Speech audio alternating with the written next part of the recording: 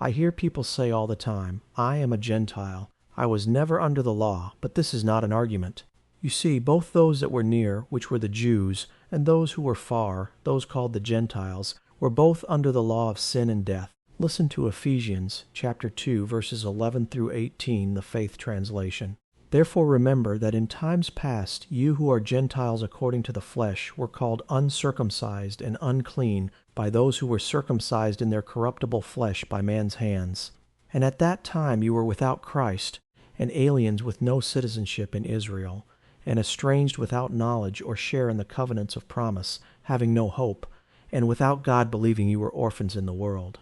But now in Christ Jesus, you who at one time were far off are made near by the blood that ran out of Christ. Because he himself is the one that brought unity and has made peace between Jew and Gentile in conquering the death that reigned over them, whereby he made both those who were near and those who were far one new man, and has broken down the middle wall of separation that was between us, contained in the confidence of corruptible flesh.